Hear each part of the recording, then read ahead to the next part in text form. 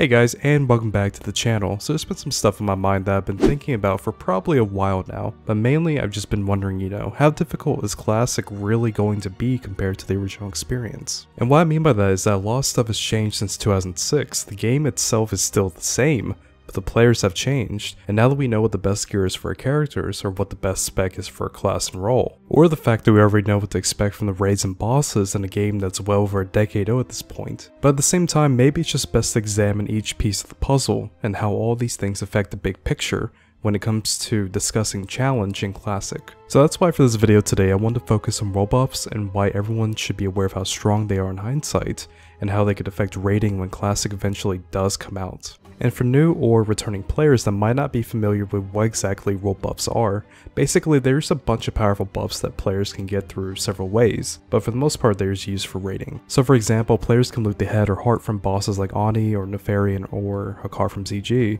and after turning in these items, every player in the surrounding area will get a buff. So if you're in Stormwind or Orgrimmar, then you would get the Dragon Slayer buff. And if you're in String of Thorn Vale, then you would get the Spirit of Xanalar buff. But aside from raiding, there's also dungeons like Dire Maul North, where players can do quick tribute runs, which just means skipping a few bosses and leaving them alive. So after your group finishes the run, you would then go back and talk to these bosses that you skipped earlier, and then you get a buff from each one of them. And aside from those two ways, there's even some places out in the world that you can get role buffs from, such as hanging over the Fellwood and getting the Songflower, or stopping by the Darkmoon Fair if it's up and getting the Fortune buff. But also keep in mind guys that this is just a short recap of role buffs, and there's so much information out there about them that we could probably make an entire video on all of them, to be honest. Because what I really want to focus on in this video is understanding how strong these buffs are, and how much of a boost they'll give players in Classic, considering everything that we know about the game in hindsight today. So the first thing that we should probably take a look at is which role buffs are guilds going to be using most of the time, which typically includes the Dragon Slayer buff, Spirit of Xanalar, all three buffs from Dire Maul North, and Songflower. So going from there, we actually start combining all the stats from these buffs, then we can first go down the list and see that casters are going to be getting a huge 18% boost to their spell crits, while at the same time melee and hunters will be getting an extra 10% crits. But let me stop for a second just to make a quick comparison. Keep in mind guys that with 18% spell crits, that means that your caster DPS are basically reaching max levels of power scaling, and almost every single one of these buffs will be available to players before AQ40 is even released. So moving on down the list, everyone will be getting a 15% boost to all their stats, and a 10% movement speed increase, which basically makes fights that require moving around like Oro just incredibly easier. And with the Songflower buff, that's another plus 15 boost to all your stats, along with the buff from Dire Maul boosting your stamina by 15%. And finally, altogether, you can expect your melee DPS to be getting an additional 340 attack power, which is roughly equal more or less to some class buffs like Battle Shout or Blessing of Might. So basically what we can take away from all this information is that the amount of stats that your raid gets from these buffs are huge to say the least, and that doesn't even include consumables, class buffs, or other role buffs that guilds will definitely be using. And several of these examples that come to mind, just to quickly go over them, is, one of them is called Warchief's Blessing, which is a horde exclusive buff that gives players more health, MP5 for the healers, and also haste, something that is incredibly strong for melee DPS. And let's not forget that guilds can also go into Upper Blackrock Spire and grab the fire resistance buff before going to Molten Core or Blackmoon Lair, which helps reduce the damage from a lot of those encounters. And finally, if the Darkmoon Fair is up, then you can definitely bet your DPS will be stopping by to pick up the buff that increases their damage. But okay, we've talked a lot about all these buffs and stuff, but what exactly is all this leading up to? Basically, here's the big picture of what I'm trying to explain with all this stuff.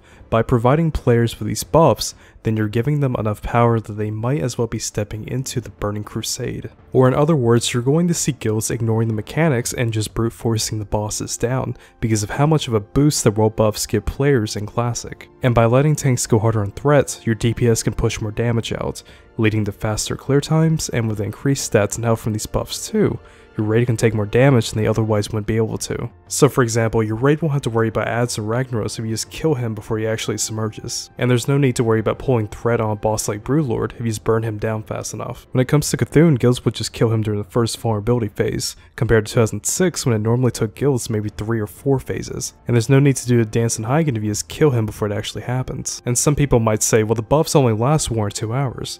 But considering that guilds on private servers today are clearing the content in the same amount of time, then then you could probably say that they're able to take full advantage of it. So now the question is, are there any downsides to actually using role buffs then? Well, to be honest, other than being killed, dispelled, or purged, not really. While this seems to be like a pretty big high risk or high reward scenario, keep in mind guys that most experienced guilds and players who know the content and the strats are not going to be dying unless PvP is involved outside the raid. And putting aside the time investment required to get these role buffs, the benefits greatly outweigh the negatives in the end. They're just that good. So altogether, if role buffs are the same in Classic, then you're going to see almost every guild using them because there's no reason not to take advantage of them. But now that we've reached this point, the question that's been on my mind for a while now is what exactly should Blizzard do about it though? So I've been brainstorming a few options that could be the answers to this question. So let's go through them one by one to see if we can find a solution to this possible issue in Classic. So over the past year or so, something that vanilla private servers have started to do is disable role buffs whenever they release a new raid. And basically it only happens for the first couple weeks of progression, but to be honest, this might be the most friendly option for Blizzard to look at. Because what it does is increase the challenge for the best guilds to clear the content in that first couple weeks,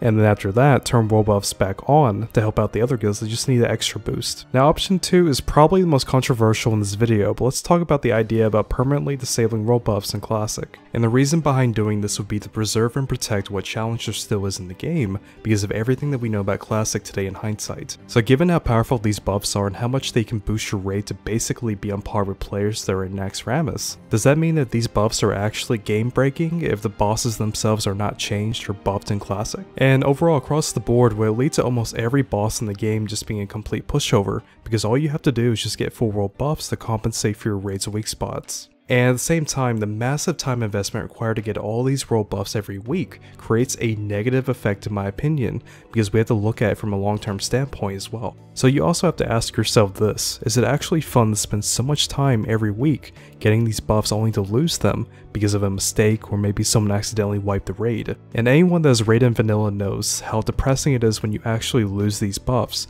to the point where you basically just mentally check out for the night because of how much they affect your overall performance. So putting it all together, I feel like this whole cycle of role buffs is very unhealthy for the player base because it's a lot of stress and emotions, just because everyone feels the need to get them to be competitive, especially if you're in any semi-serious guild. So looking at how strong these buffs are and how much they affect players, is the concept of role buffs really something that belongs in Classic? Or would it be better to just remove them, which in the long run could have a positive effect for the game itself? And of course, for a third option, we have no changes. I spent a lot of time thinking that with Classic, there's a good possibility that we may have to accept this version of World of Warcraft despite its possible flaws. Because opening the box could lead to a slippery slope where if one thing is changed, does that mean that other stuff would have to be changed as well, to the point where the game basically would become unrecognizable. And at the same time, should the game be balanced around the elite minority of players who will be looking to min-max and use every advantage they can get, or the majority of players that might actually need role buffs to clear the content, especially if they're new to the game itself or maybe just casual gamers? And let's not forget that role buffs are completely optional. There's nothing in the game forcing you to use them other than what your guild expects when it comes to raiding requirements. So does that mean that this issue should just be left up to the players to decide then,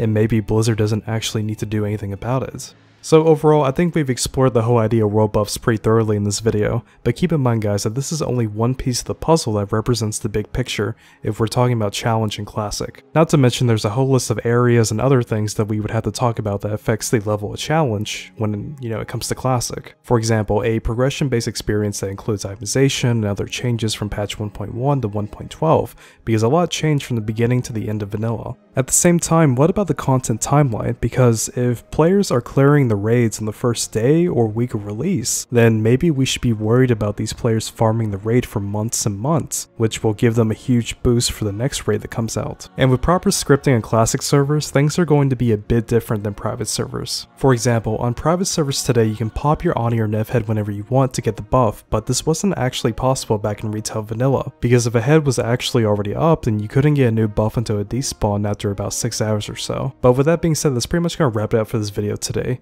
If you have any alternative ideas that I didn't talk about or maybe I forgot, then by all means feel free to share your own in the comments down below. And as always, thank you guys for watching to the end, and I'll see you guys in the next video. Take care.